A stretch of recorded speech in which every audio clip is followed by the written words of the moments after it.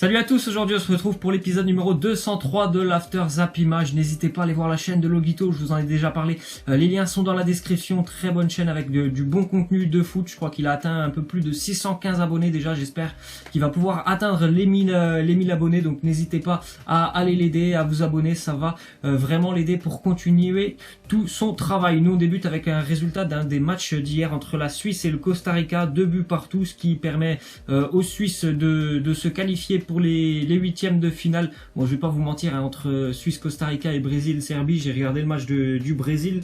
Donc voilà, j'ai vu que c'était un match quand même assez ouvert entre la Suisse et le Costa Rica, parce que cette équipe costaricaine, elle a pas fermé le jeu, elle a joué et elle a été récompensée d'ailleurs avec ce but, un but un peu chanceux quand même, ce penalty à la 93e. Le penalty, voilà, en lui-même, bon, il y a penalty, mais le but, franchement, il est vraiment chanceux. C'est Sommer qui le marque contre son camp. Donc les Suisses terminent deuxième, sont qualifiés pour les huitièmes de finale. Dans l'autre match du groupe, le Brésil s'est imposé 2-0 face à la Serbie. On peut ressortir une petite statistique de Neymar jusqu'à présent dans cette Coupe du Monde. C'est le joueur qui a perdu le plus de ballons, tout simplement, en 3 matchs, 84 ballons perdus pour Neymar. Ça fait quand même beaucoup, hein. Après, c'est sûr que c'est un joueur qui tente énormément, voilà, il tente beaucoup.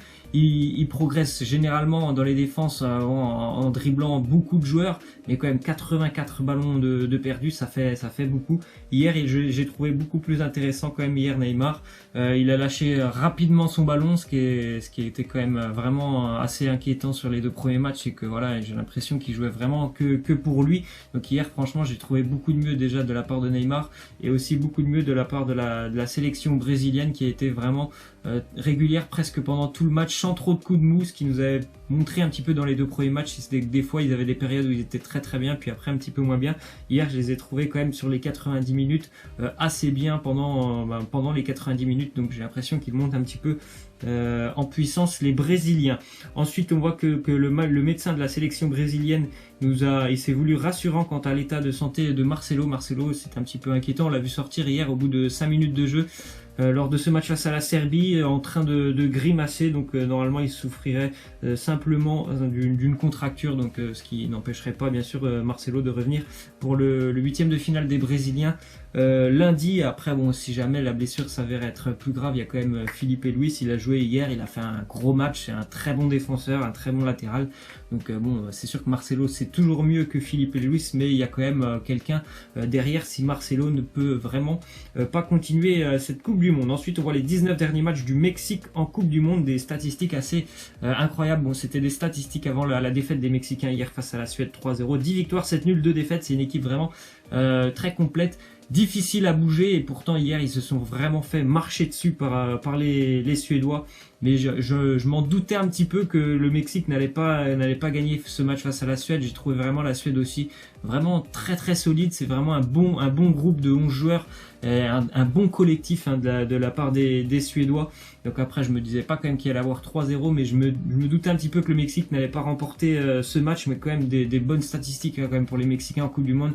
Une nouvelle fois, ils se qualifient pour les huitièmes de finale. Ils affronteront leurs voisins brésiliens lundi. Ensuite, on voit que le Brésil de Pelé en 1962 est la dernière équipe de l'histoire à avoir conservé son titre de champion du monde. On sait très bien que c'est très compliqué quand même pour n'importe quelle sélection d'arriver à remporter tout simplement deux Coupes du Monde consécutives. Donc ça n'arrivera pas encore cette année, parce que comme vous le savez, je pense, l'Allemagne a été éliminée de cette Coupe du Monde dès la phase de groupe. C'est quand même assez incroyable de dire ça, mais c'est vrai, les Allemands ont été battus hier par les Coréens 2-0. D'ailleurs, je tiens directement à féliciter la Corée du Sud qui, malgré le fait qu'elle avait presque plus de chances de se qualifier, il y avait une chance sur 100, ils ont quand même fait un bon match, les Coréens, sincèrement.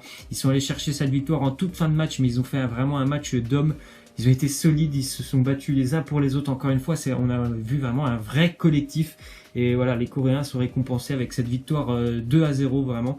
Et les Allemands étaient vraiment trop irréguliers pendant cette compétition, même depuis plus longtemps que cette compétition. L'Allemagne est vraiment c'est plus le niveau qu'on lui connaissait il y a 4 ans. Donc les Allemands éliminés 2-0 par la Corée du Sud. Ensuite, déclaration de Mats Hummels, il nous dit: les soi-disant petites équipes jouent très bien dans ce mondial. On s'est mis dans cette situation après le match face au Mexique. Je crois que le dernier bon match que l'on ait fait, c'était C'était à l'automne 2017, donc ça fait un petit moment. Oui, c'est un peu loin pour les Allemands. Bon après, moi j'étais pas inquiet parce que en fait on n'est jamais vraiment inquiet pour l'Allemagne, même s'ils font des mauvais matchs, on se dit ça va toujours passer pour eux. Bon, voilà, c'est pas passé.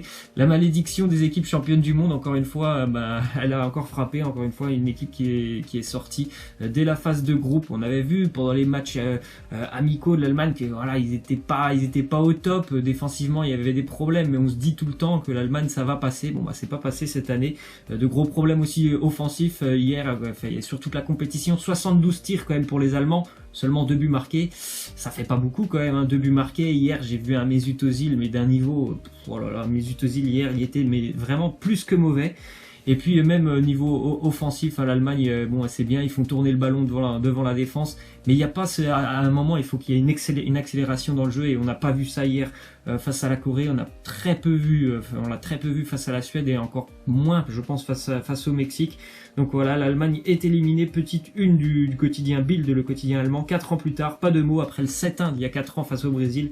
4 ans plus tard, ils ressortent la même une avec pas de mots, mais là, ce coup-ci, c'est pour l'élimination des Allemands. Ensuite, on voit que quand même cette Coupe du Monde, elle est vraiment incroyable. Le Portugal qui échappe à l'élimination à la 94e minute après un contre 1 devant Rui Patricio d'un attaquant iranien. L'Argentine qui arrache sa qualification à la 86e minute.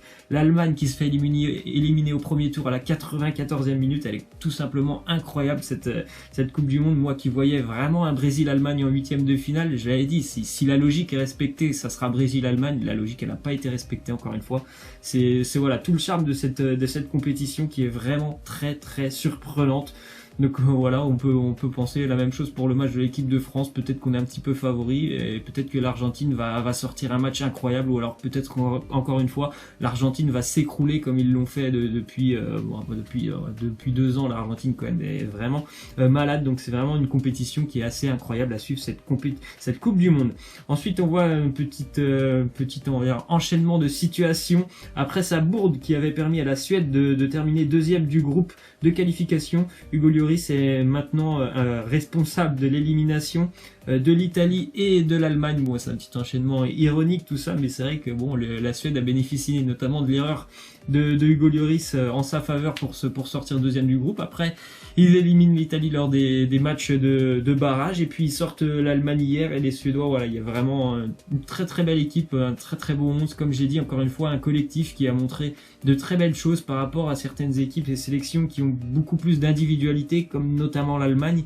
Bah voilà, on voit vraiment que dans cette Coupe du Monde, le collectif est en train de primer sur l'individuel, et c'est vraiment une belle chose de voir tout ça. Ensuite, on voit que Steve Mandanda, 33 ans et 90 jours, c'est devenu hier le joueur français le plus âgé à disputer son premier match de la Coupe du Monde. Bon, c'était pas hier, c'était mardi. Donc voilà, après c'est un poste un petit peu plus, on va dire un petit peu plus simple, où même à 33 ans, tu peux quand même être sur le terrain, le poste de gardien. Mais c'est tant mieux aussi pour la carrière de Steve Mandanda. Ça fait tellement longtemps qu'il est là en équipe de France, donc c'est tant mieux pour lui de l'avoir vu enfin débuter un match dans une très très grande compétition comme la Coupe du Monde.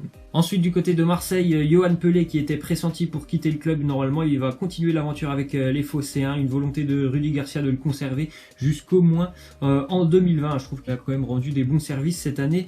Yoann Pelé, on continue donc avec Max Meyer, le milieu de terrain de Schalke 04, qui pourrait rejoindre l'Olympique de Marseille. En fait, son agent, il entretient de très très bonnes relations avec l'agent de Luis Gustavo. Bon, après à Schalke, il a eu beaucoup de difficultés quand même, Max Meyer, donc pourquoi pas. Après, c'est un très très bon joueur, il a vraiment un bon potentiel, mais il a du mal à l'exprimer. C'est quelqu'un voilà qui est capable d'être un très bon milieu relayeur, il a de très bonnes prises de balles, il se projette rapidement vers l'avant, donc on verra tout ça dans les prochaines semaines. Ensuite, on voit que Jérôme Boateng intéresse beaucoup Thomas Tuchel et le Paris Saint-Germain pour la saison prochaine.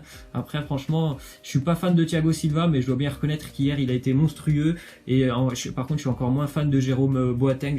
J'apprécie pas vraiment le style de défenseur qu'est Jérôme Boateng. Ensuite, on continue donc avec le Borussia Dortmund qui s'apprête à faire une offre pour Heung-min Son, le jeune ailier de Tottenham, le jeune coréen qui a vraiment un talent monstrueux. Heung-min Son, il l'a encore montré hier, il a marqué, et c'est vraiment un joueur qui mérite un club, on va dire, encore plus huppé que Tottenham. Donc je suis pas sûr que ça l'intéresse le projet du Borussia Dortmund. Après, il a déjà joué en Allemagne, donc peut-être aussi qu'il a envie de revenir en Allemagne, mais c'est vraiment un joueur qui a un talent assez incroyable, Heung-min Son. Ensuite, on voit que Loïc Rémy pourrait revenir en France. Il est tout proche de signer avec le LOSC, Loïc Rémy, qui a vécu 2 saisons plutôt compliquées, on va dire, parce qu'il n'a pas beaucoup joué, mais il a quand même marqué lorsqu'il a été à Las Palmas, à Retafe. Après, ça fait maintenant 3 saisons qu'il n'a pas fait plus de 20 matchs dans une saison, donc c'est on va dire un gros pari pour le LOSC.